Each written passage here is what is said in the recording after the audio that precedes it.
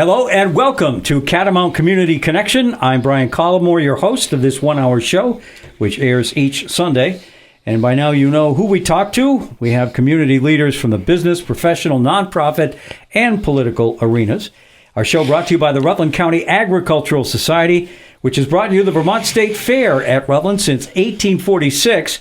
And we're looking forward to the 178th Fair, August 13th through 17th, 2024. You know, when we first started talking about that, it seemed like a year away, and all of a sudden, it's getting pretty close. It's coming up fast. And that voice, ladies and gentlemen, is Rutland City Mayor Mike Doenges. He's our guest for the next hour, and we have a lot to talk about. I do have sort of a wrap-up of the legislative session, but I want to go right to Michael and see what's new in the city. I know we can talk about the housing that is probably in a little better shape now based on what the legislature did than it was early in the session. It's not good for everybody, but it will help Rutland City out, I think, quite a bit. So maybe talk about that a little bit. We have a program of a homeless transition program. I want to talk about the rec department. I understand there's some good news coming on that. And I hate to do it, Mayor, but we will have to talk about the road diet at some point. That's all right. Just 5 minutes or so. So wherever you want to start off. Yeah, I mean, let's start with housing. Okay. It's funny because just had a meeting with the state, and in that meeting we were discussing housing. You know, the housing is a bigger topic than just the hotels. We'll talk about that in a few minutes, I'm sure. But the topic of housing is a nationwide issue. It's something you and I have talked about multiple occasions on the show and just in person. There's just a constant demand. When we did a report, or we paid for a study through the Regional Planning Commission about a year ago. And that study came back and said, if we continue on the trends that we're currently on, meaning the post-COVID trends of more people moving to Vermont, more people needing not a 3-family home or a 3-person home or a 4-person home, but like it's just a couple, or it's a couple and a kid. You know what I mean? Where the size of what we need has changed. If we continue on those trends, Rutland County will need 9,000 new units over the next 10 years. Rutland City will need at least 2,600 new units over the next 10 years. And if we look at that, that could be, a home for 4 or 5 people. But really, the data that we're seeing is that we need, apartments, 1 and 2 bedroom apartments or 1 and 2 bedroom homes to really meet the need and the demand that's going to be coming up. Okay. So we did pass a bill, which by the time it got to the finish line, it incorporated it was like a 97-page bill or something, and it included Act 250 reform and the housing piece. And so it did pass, and I started to mention, so what'd you say, 9,000 countywide that we need, right, and 2,500 or so in the city. So the city will make out much better with this tiered system that will be in place for what is called the designated downtown areas and that kind of thing, where literally an Act 250 permit will not be required to build and develop inside that area. But the rest of Rutland County, probably with some exceptions, because there are other areas that have designated downtowns, but there'll be some areas that will have to go through an Act 250 process in order to have development. So to me, it was sort of because it's easy for you, maybe not easy, but or for the city reps, because that's their main thing that they focus on. Those are the people they represent. I represent all 27 towns in the county, so it's a little bit different. And I was hoping that they wouldn't put in some of the stuff that they did, because in my view, it actually makes it harder for those areas to develop and to put up new housing. But the city is going to make out very nicely. So that's good news. Yeah, it's definitely, the bill is a mixed bag. You said, you hit the nail on the head. The biggest concerns were the biggest concerns about the bill that I heard from our Rutland reps, yourself, Eric McGuire, Paul Clifford included, was that there'll be additional restrictions on towns like Mendon and Chittenden, right? Yep. That they'll have to do more work. If you cross certain boundaries of these rules, you'll have to go through almost an additional Act 250 process. But what's interesting about it when I look at it is those areas, when you talk to Mendon residents and Chittenden residents, sometimes they don't want a lot of development. So it may actually balance out okay. But what I'm concerned primarily about is Rutland City. And then I've also had conversations with Rutland Town. And both of us, for the most part, are kind of in a pro-development space right now. Obviously, Vermont is very careful about how they do development. Right. Even with Act 250 being kind of removed from the oversight of what we do in the city, there's still all these other regulations we have to go through. We're never going to dig up a stream. We're going to have to be careful around wetlands. None of that goes away with this. But what this does is it reduces the time that a developer has to take to get their permits and get the jobs rolling. And when you talk to developers, they're used to costs. They know they have to do studies. They know they have to avoid certain things. And they may have to spend extra money for that. That's not their problem. It's that churn. It's that 3, 6, 9 month churn of having to wait and wait and wait that costs them so much more money that it makes the projects not worth it. So what this bill does for Rutland City is when the new land use maps come out, they'll put us in a category. It's like a 1A is kind of what is being called in the bill, that says Rutland City has all of the tools in their toolkit, in our zoning office, on our building office, to go ahead and approve these permits without having to go to the state. And if we run up against something that the state has to review, like a Department of Environmental Conservation piece, then we'll kick it to the state, but only in those instances. I can then take that to developers and other people, not just myself, but Cedar can take that to developers. The RA can take that to developers and say, look, it just got that much easier to do business in Vermont. And that's exactly what we were looking for in the city. Yeah, the main objections that we had heard over the years from developers was the timeliness of it. And you're right. One of the provisions in the bill just passed, and I do think the governor's going to not fiddle with it. I think he's going to sign that bill. Is it increases from 10 to 20 the number of people that can literally put their hands up and object to a development and say, no, we want it stopped.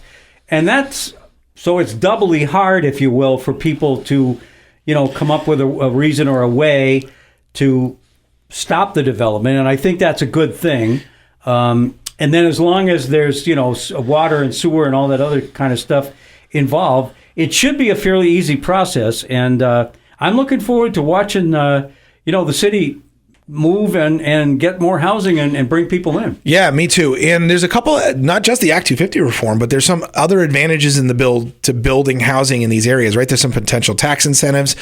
There are a few things that they put in there on the transfer tax, I think it was in this bill, where the transfer tax for higher priced homes is a little bit higher, but that's not necessarily what we're looking at in Rutland. Again, that doesn't really impact us. You see the $1 million homes kind of outside the city just because there's not even a big enough lot to build $1 million home, or too many of them in Rutland City.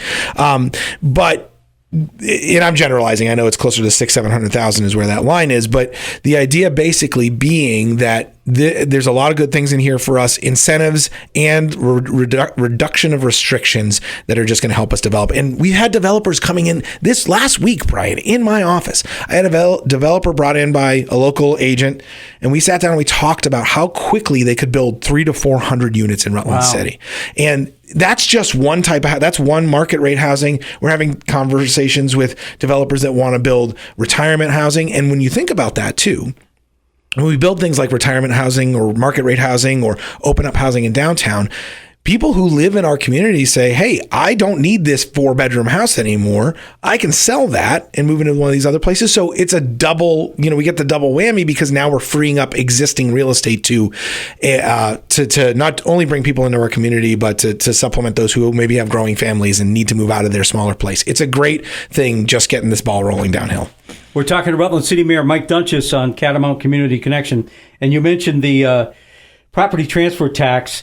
This, if I'm remembering correctly, will take the first $200,000 of value of the home and take it at the lowest rate possible. And originally it was going to be, I think, anything over $600,000, but they've even moved that up to $750,000 before that. 3.4%, I think. They doubled the pinch, if you will, which is the way I look at it. So I think all in all, it probably is going to mean some people won't be too happy, but I think the great majority of people, it doesn't really mean that much to them, although I certainly sympathize with those that are going to be paying 3.4% of that $750 value. Okay, so we've kind of touched on the housing and sort of on the 250 Act. Talk about the homeless transition, if you will, and I know this is something that Eric McGuire is a really excellent source to talk about this. We've got various organizations in the city and in the county that attempt to help people that are, suffering from substance abuse to get back on their feet, get back, reintegrate into the community, and hopefully, get out of this homeless situation that they're in. Yeah, if Eric is actually, so not only is he a rep, but he runs Dismas House or the men's Dismas House in Rutland, and he's got a wealth of knowledge. He comes from this world, and he's been really good communicating with the city. That's one thing I got to say, right? Our reps across the board on either side of the fence have been fantastic about communicating with me about what's going on in Montpelier, and same for our senators, by the way. But it's been great because the communication's been two-way, and we've been able to bring some real value to the conversation through different channels.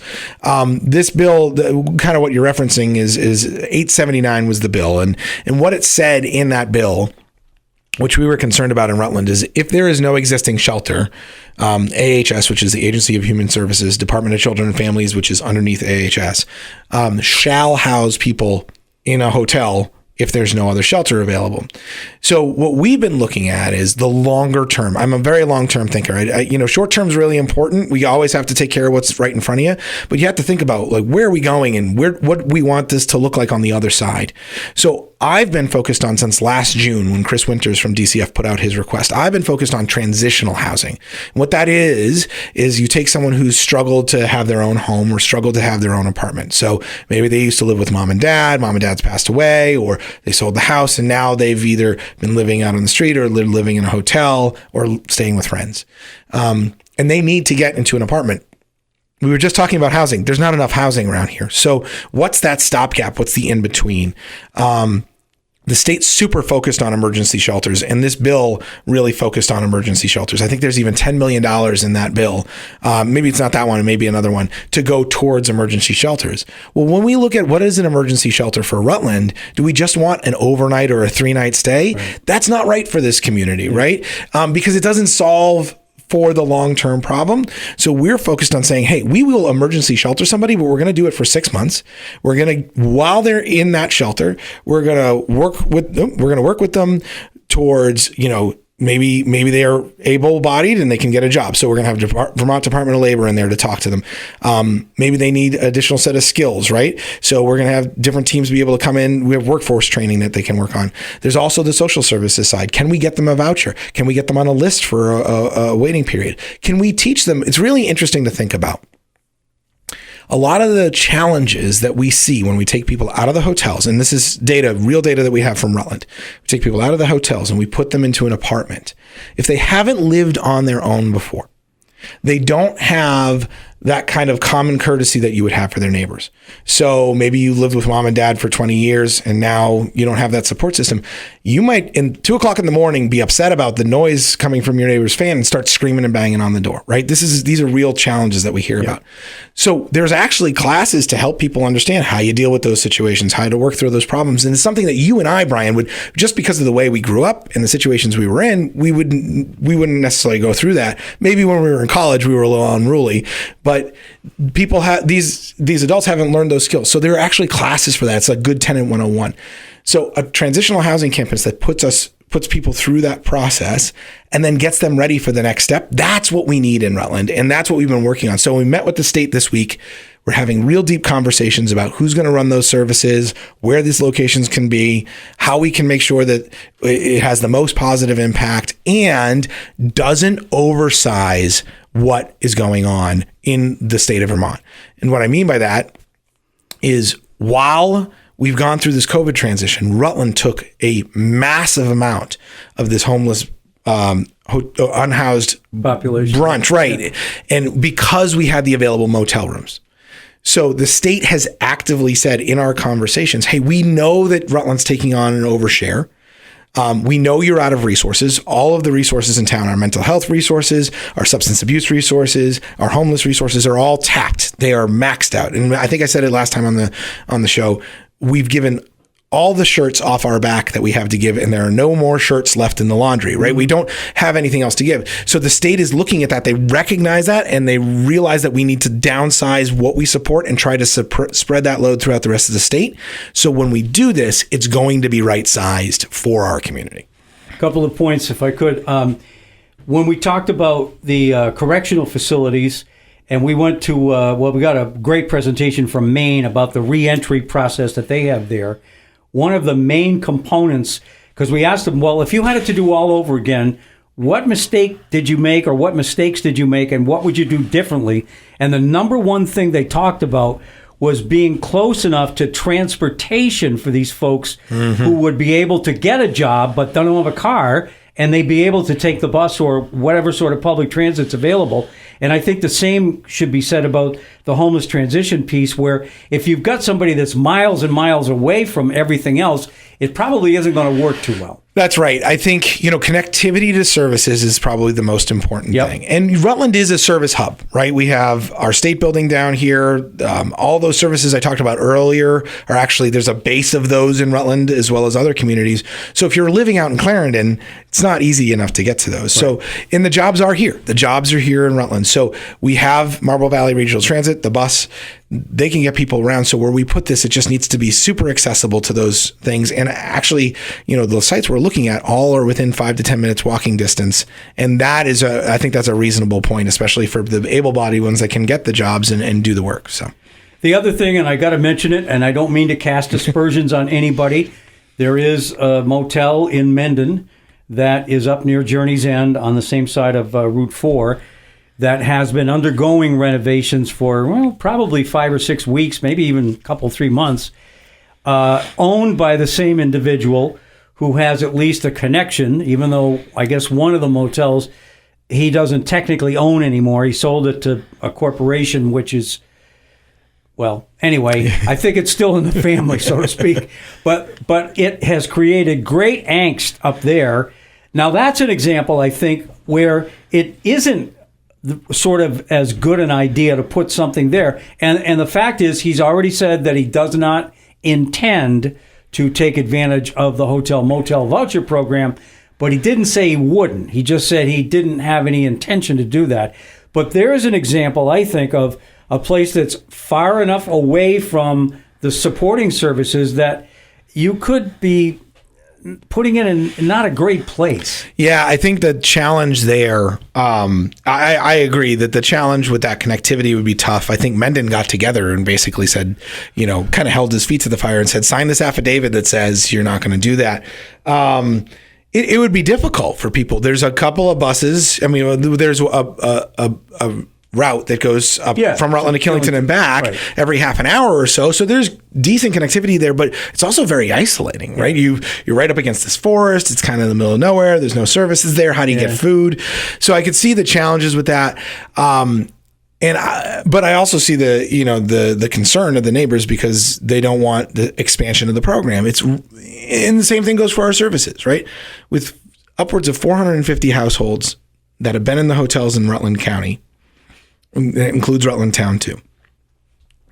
We need to see that number become something that's manageable. Yeah, under 200 maybe. Under 200, and that's the number that keeps coming up. 200, pre-COVID, it was maybe 50 to 75. Yeah. But the times have changed. I mean, the world is a different place than it was. And 200 seems like a reasonable number. But just because it's not in Rutland City doesn't mean having in Mendon's any better. We need to be making sure we're providing the right services and getting people to the next stage, not kind of staying in this hotel program indefinitely. Yeah, and again, I don't mean to cast aspersions in this gentleman's direction. He's at least stated and signed the affidavit. You're right that he doesn't intend to take advantage of the motel-hotel voucher program, that he's going to run it just like a regular motel would be run. I guess I'll take him at his word. It just is a little bit unsettling.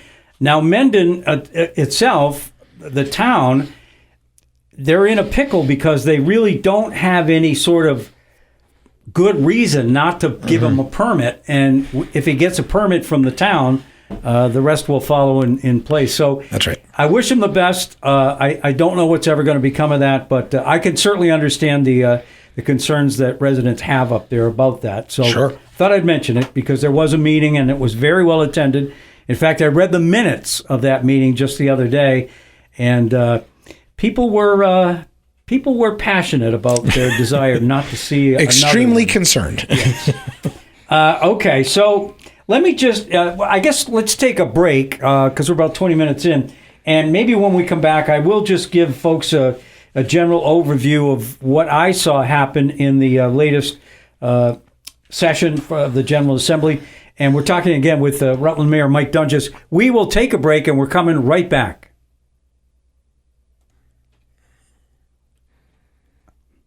We're back on Catamount Community Connection. I'm Brian Collamore, and with me this morning and this evening, depending on when you listen, is Rutland City Mayor Mike Doenges. Our show brought to you by the Rutland County Agricultural Society, which has brought you the Vermont State Fair in Rutland since 1846, and the, believe it or not, 178th fair is coming up pretty much the middle of August, the 13th through 17th. We're going to have Robert Congdon on from the fair at some point, because I do want to give them a little bit of publicity in terms of who they've got signed up to perform this year, and maybe some new events and whatever's going on on the Midway at the Vermont State Fair. But that's for another show down the road. I do want to at least mention some of the things that did get enacted by the General Assembly this year. The budget was passed. The total on that is $8.57 billion budget. It was $21 million more than what the governor had recommended, but that was the conference committee's final report. And it did reflect more of the Senate version than the House version. The Senate version was a little bit less expensive, if you will, or didn't spend quite as much.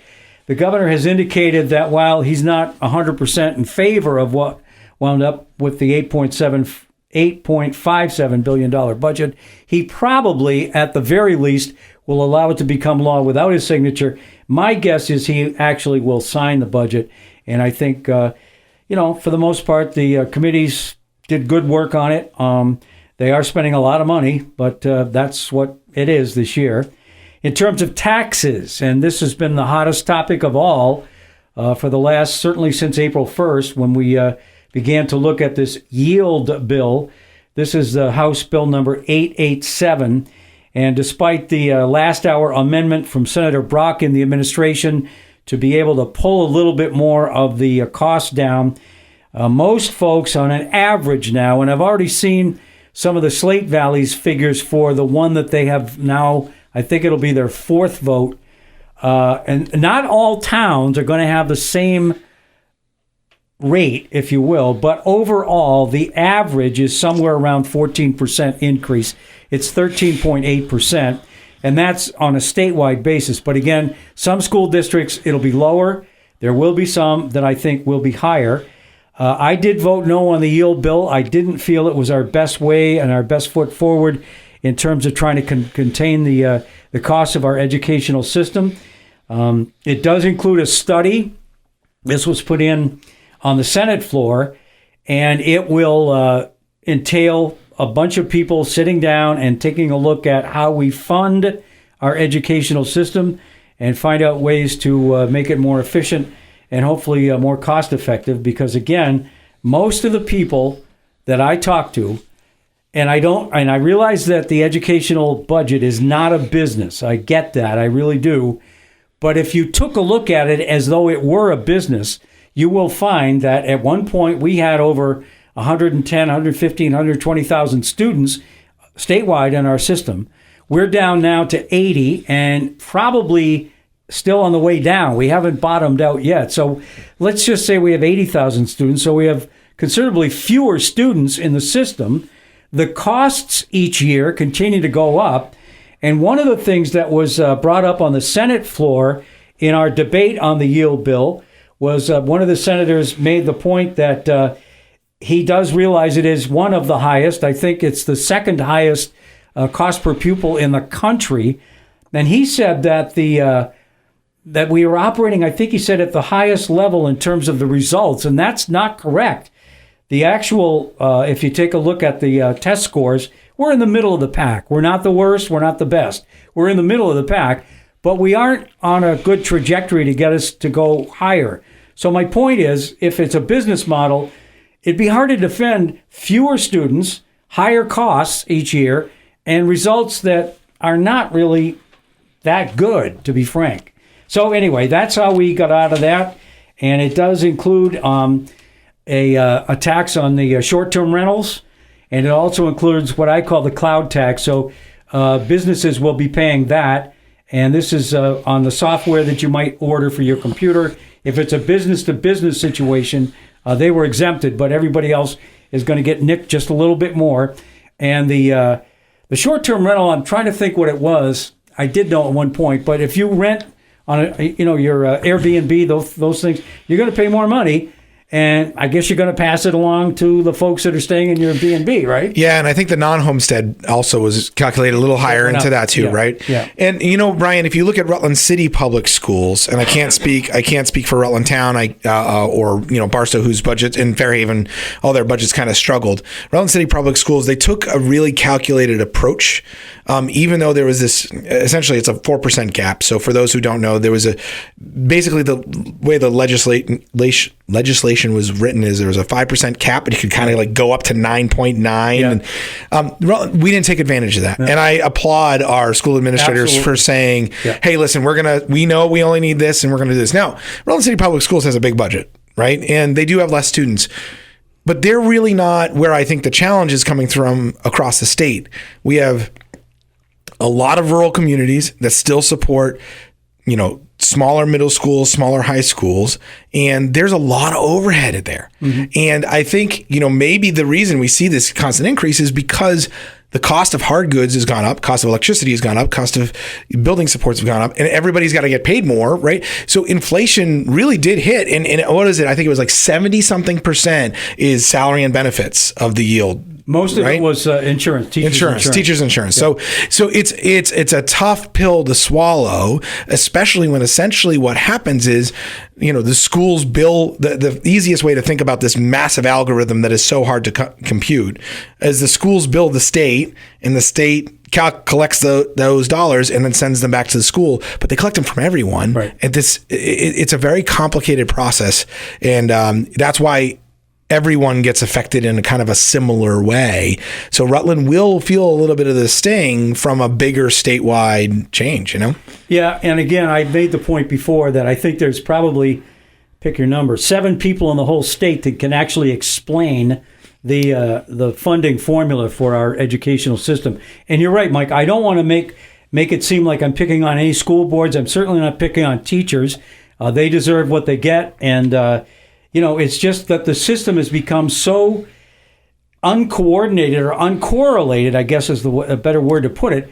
This pupil weighting thing is another piece of it too, where in essence, if you have poorer kids going to the school and maybe have to learn English as a second language, you got rewarded in a sense for that. Your pupil weight went up, which means you'll pay less of a tax.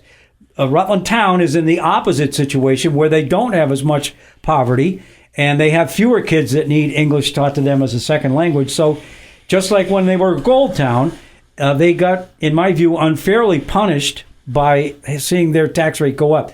So that was one of the things. And then, of course, the CLA is the other thing that comes in with the common level of appraisal.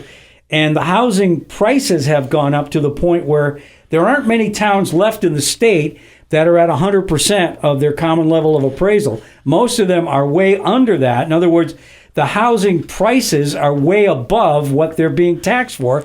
So if you go above or beyond, I think by 15%, you're in a lot of trouble.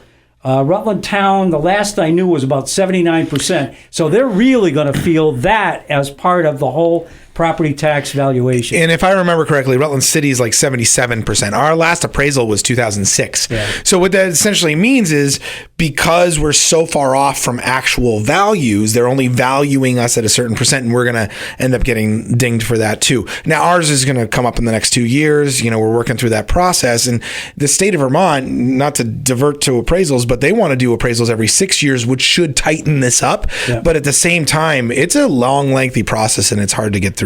And there was a bill that, again, you and I may not be on the same side on this one, but I heard from a lot of listers and folks that work locally, and the state wanted to take that away from them and put a statewide thing in, and there were loud objections, and I supported that. I didn't think that was right either.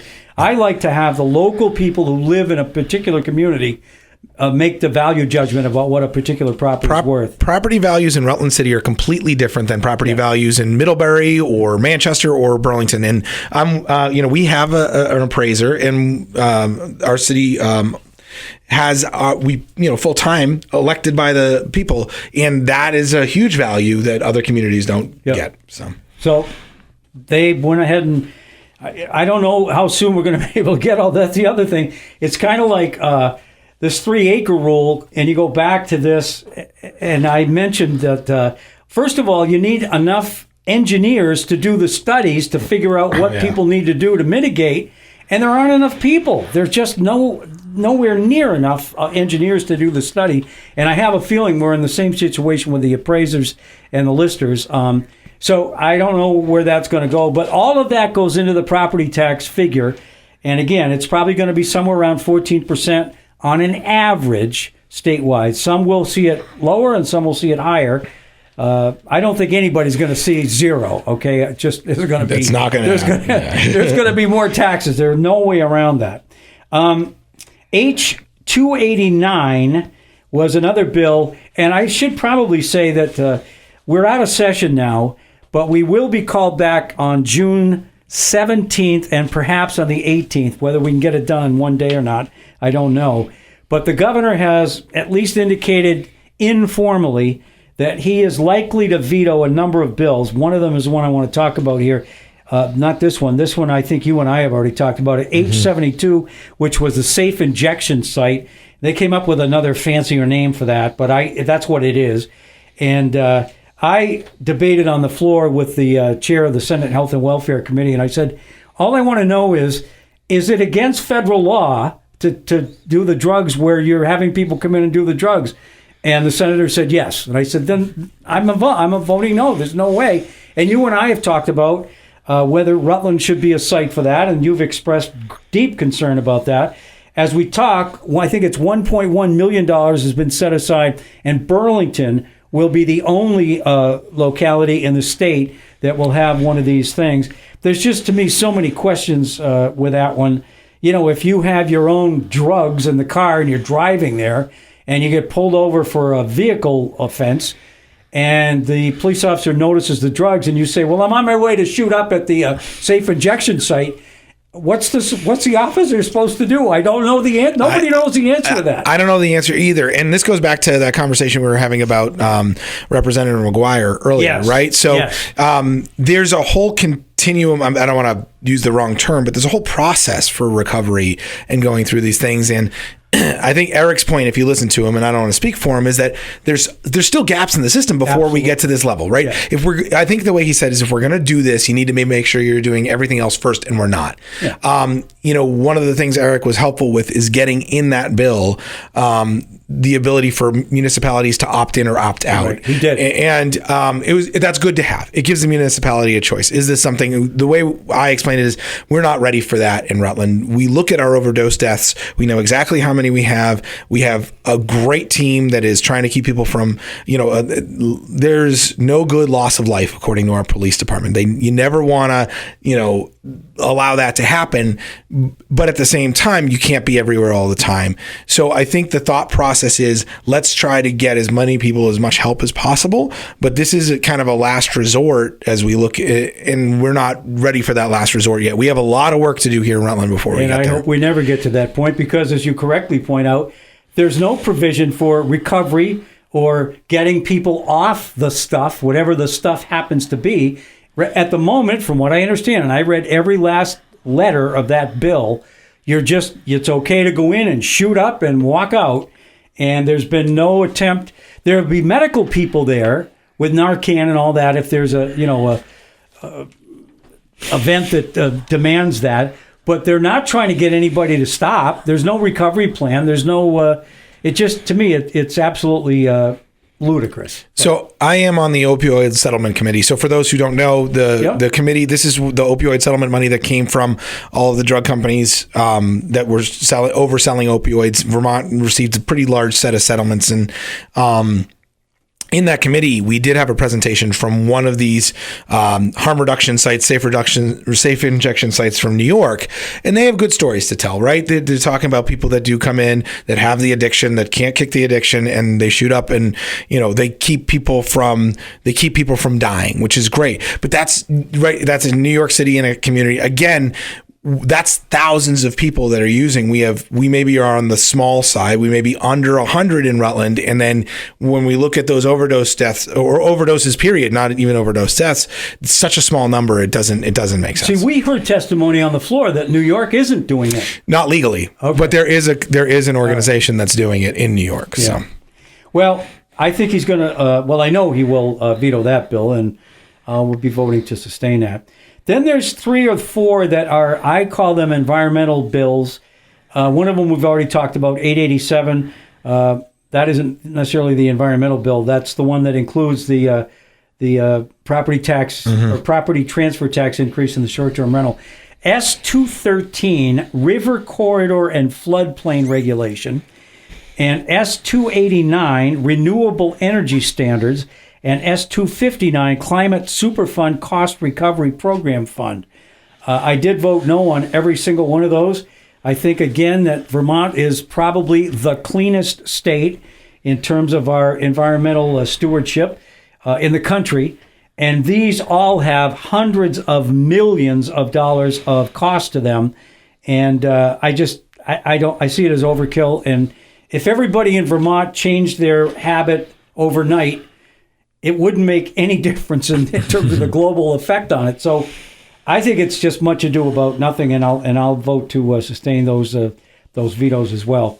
So I think, overall, we did very little, I thought, to help a total housing situation. We did, in the larger, I'll call them urban areas, carve out some good things for people, or for urban areas like Rutland City and Burlington. Public safety was another big issue back when. We did have, I feel, some relatively good legislation put forward. Representative Burdett from West Rutland was one that did that. And I think also Will Knott from the city had a bill. And I had one on the Senate side. I think if you kind of look at all 3 of those situations, you're going to, and I didn't know this wasn't a crime until Burdett brought it up. If you look out your window and you happen to leave your car unlocked, and somebody's inside rifling through it, that is not a crime. It is not a crime until they take something. And this goes all the way back to posted laws, right? This is like the UK and Vermont. We have something in common with our neighbors across the pond, right? In the United Kingdom, I found this the most interesting thing. You can hike through a farmer's field and they can't say anything about it unless they specifically have posted it. And that's a Vermont thing too, right? And this comes down to hunting laws, and it's a good thing, right? Like the ability to share in Vermont's beauty and all these spaces, that's something that we've historically dedicated ourselves to. But at the same time, it sets up this concept that your private property is accessible by anyone unless you specifically say it's not. Yeah. So this bill really helps that. It says, even though it's on your private property, and I haven't read the full thing, but even though it's on your private property, now you can't be accessing in somebody's vehicle and rifling. But the minute someone takes something out of your vehicle, that is now a crime. Right. So, and then I think between the bill I sponsored in the Senate and Representative Knott's bill, there's it's a shall, so the judge will be forced to consider the cycle of repeating misdemeanor type retail thefts when imposing conditions of release. Up until now, it was a could, but now it is a shall. So they will have to take all of that into account. And then there's the retail level. I think it's $900. If you're under that in terms of stealing something, it's still a misdemeanor. If you go over that, it's a felony. We have now created a 2-week period during which, if there are repeated smaller retail thefts, I'm not talking about a can of soda. I'm talking about, $300, $400, $500 thing. But if you do that 3 or 4 times in a 2-week period, you're also falling into a felony situation. So those were both good. And that's very applicable, right? When we look at the data from our police department, you'll find 1 or 2 individuals that will steal today, steal tomorrow, steal the next day, steal the next day. But all of them all of those individual thefts are under that $900 limit. Well, when we can combine them within that period, now it's addressable. There's different things that happen, right? They have, different urgency to addressing the crime. They have to show up to court. They can't just cite them on. It's great. It's not everything, and it doesn't have a ton of teeth, but it definitely helps. And Brian, I don't know if we talked about this last time, but we have seen the impact in Rutland in a positive way, right? There were 3 or 4 individuals doing a lot of stealing from these stores. They were convicted of their crimes after they got processed. They are being held, or they're being held in different facilities or going through a treatment program. And we watch those numbers drop on retail thefts like a rock. So this comes at a great time to really pick up and emphasize everything we talked about in November at that community meeting that we had. That. Yeah. So it's a real good reflection of, what we are concerned about here in Rutland, going to the State House, getting processed through the system, and actually coming out the other side with a positive result. I have to say, I was downtown last week, just sort of walking around, talking to people, and I was a little bit concerned with the number of businesses that have their doors locked, and you have to sort of knock on the door. One of them was an insurance company. Mm-hmm. And then they come and they see who it is, and then I thought to myself, you know what? I don't blame them in the least, because you never know who's going to be walking through your door, and hopefully the bills that we passed this past year will at least begin to turn the tide on that. Yeah, it's interesting. We've been having this conversation at City Hall.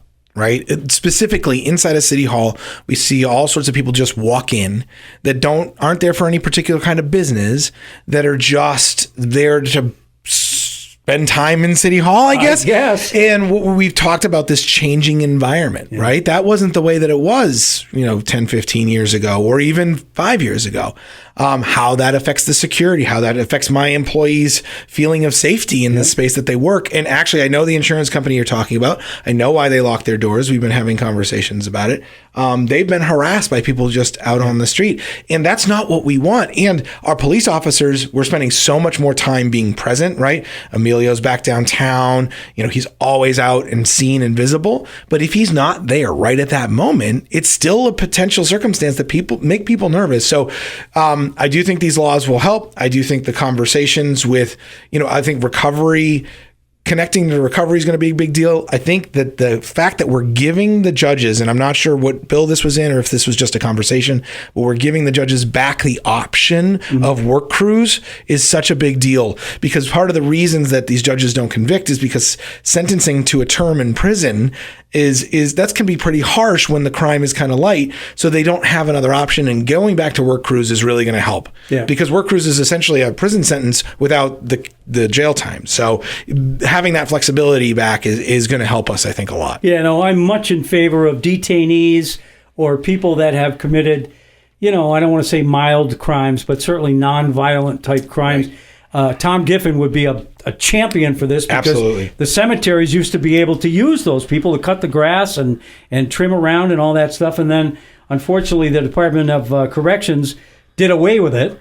We're hoping that changes and that they can use those folks again. And, quite honestly, Michael, I think those people get a sense of contributing back when they are, and they like being outside. Absolutely. If you talk to Tom, so by the way, Tom Giffen is our cemetery commissioner for the city of Rutland. He also used to work for the Department of Corrections, and he's very involved, let's put it that way.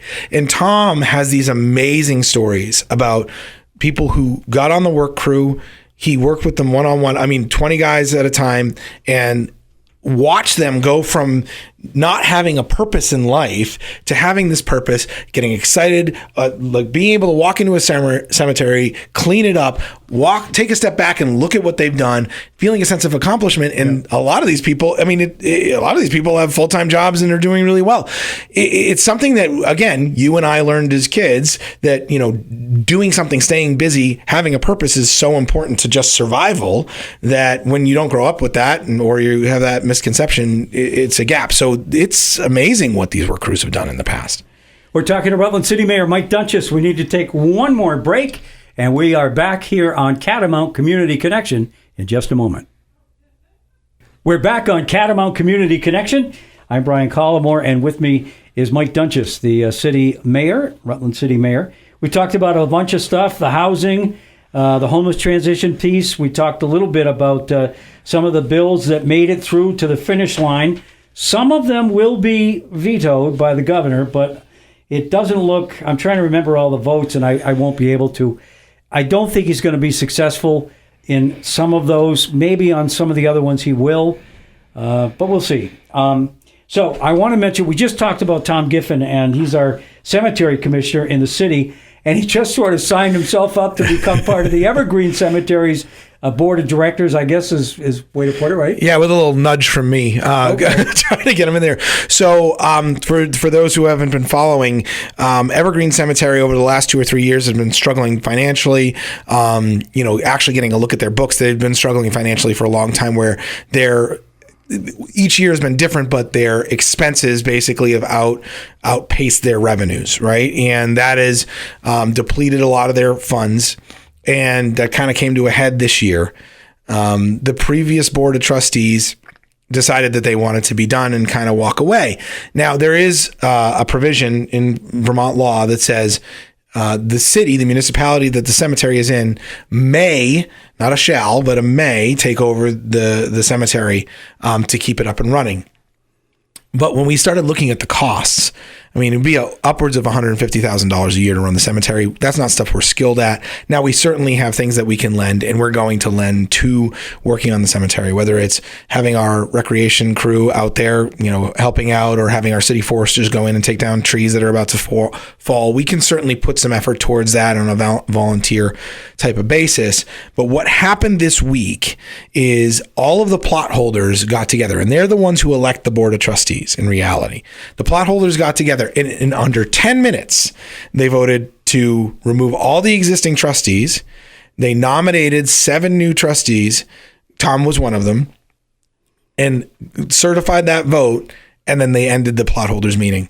10 minutes after that, the 7 new trustees met inside the little building on the property. They very quickly established a president, a secretary, and a treasurer, ended the meeting, and they're setting the next meeting date. But what this is going to do is we're going to take a hard look, and I say we because this is something I'm involved in, because I want the city to help, but we don't want we don't want to take this over. It's going to be tough if we have to, right?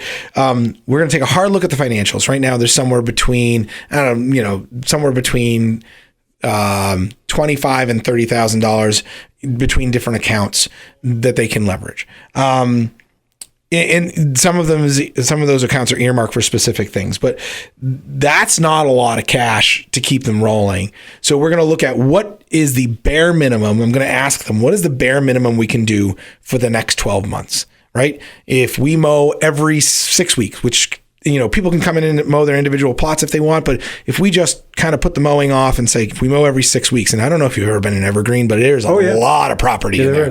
So if we mow every 6 weeks, if we only take care of, the absolute necessities, and then do burials, because that's, revenue for them. So, and then do the burials and sell plots. What does that get us? If we do the bare minimum just for a year, does that build the coffers a little bit so that we can get rolling? And maybe the answer is no. Maybe the answer is we need to restructure the way they charge, or maybe we need to go after some grants. And I do think there's a real opportunity for some historical grants. We have a lot of great historical figures in that cemetery. Putting that effort in is what this new board is going to do. They're ready to do it. They understand what the challenges they have ahead. And this board may not stay in place for a long time, but it is kind of to go in and salvage what was left behind. Well, I got a good guy with Tom Giffen. I worked in the summers with him for probably the last 10 years. We moved from cemetery to cemetery, all volunteer folks. And, it's just, I think it's great. But anyway, They got a good guy. Yeah, they do. Okay, the elephant in the room. We got to talk a little bit about it because we did promo it. And if we don't, someone's going to say, how could you talk to the mayor for an hour and not talk about the road diet?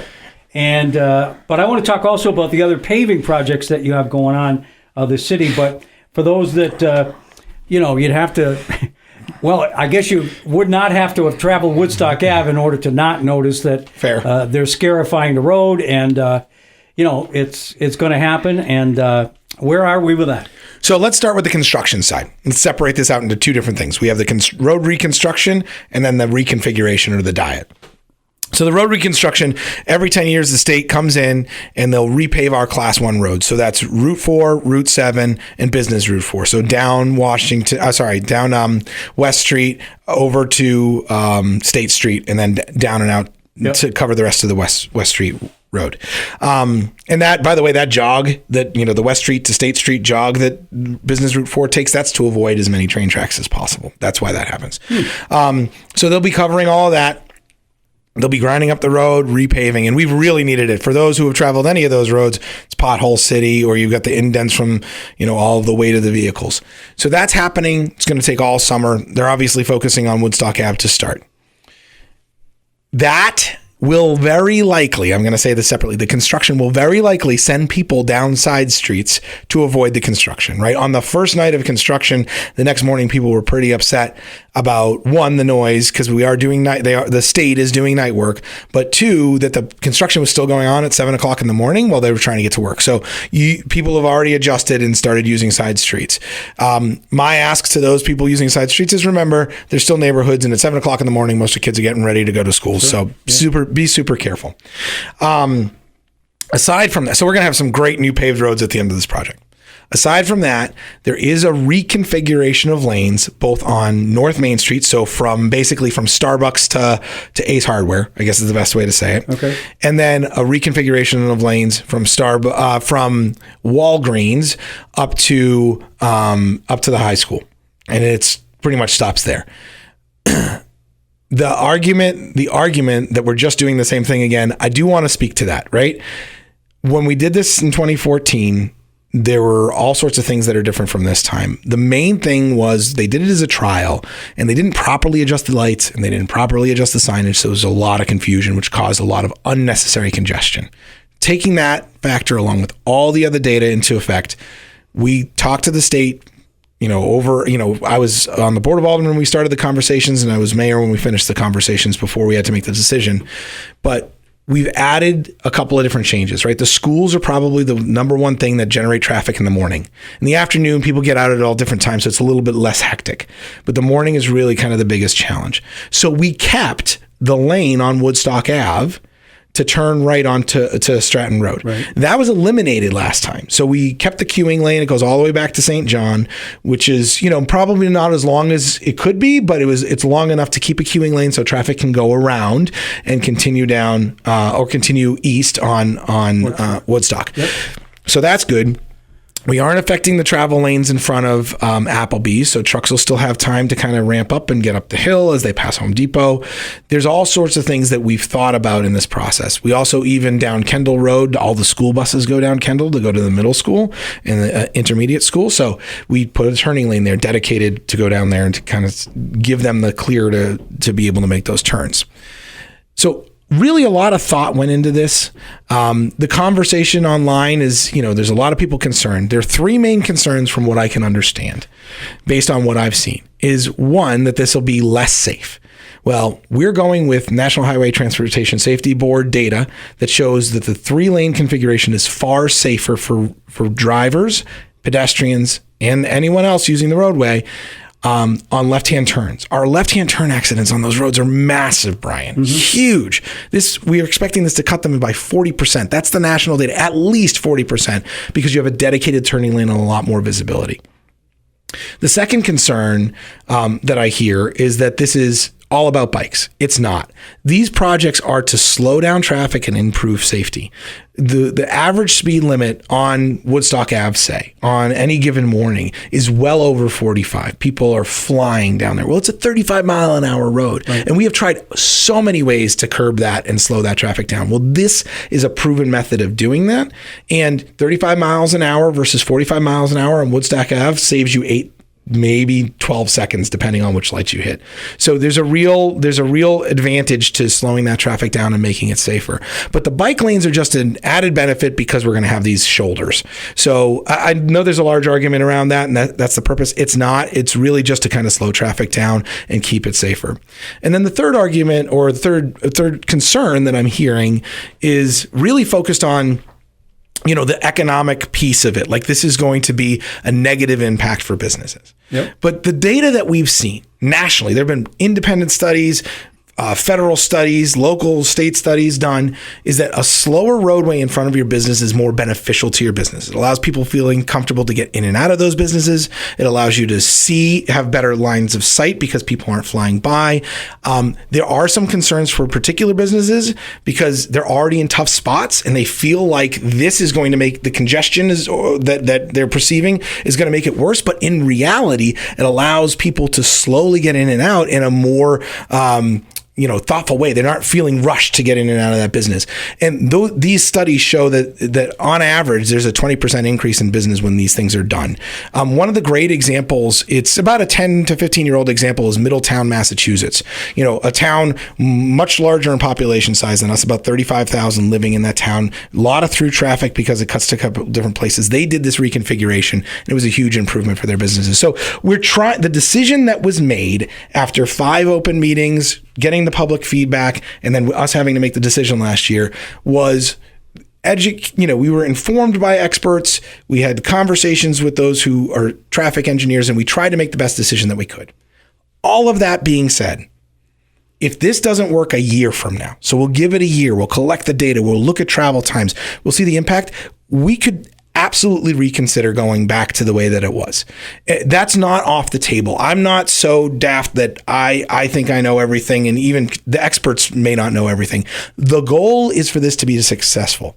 I think nobody would want this change to fail. People are concerned that it will, and that is fair, but nobody wants the change to fail because if a change like this is successful, it's good for everybody. So we're going to try to have an apples to apples comparison, use real metrics, get real data, even that emotional data. It takes longer for me to get to work. Well, how much longer? Okay, it's 8 seconds. Probably fine because we saved lives and prevented accidents. But if it's too long, if it's real large congestion, we'll seriously consider that. That's not off the table.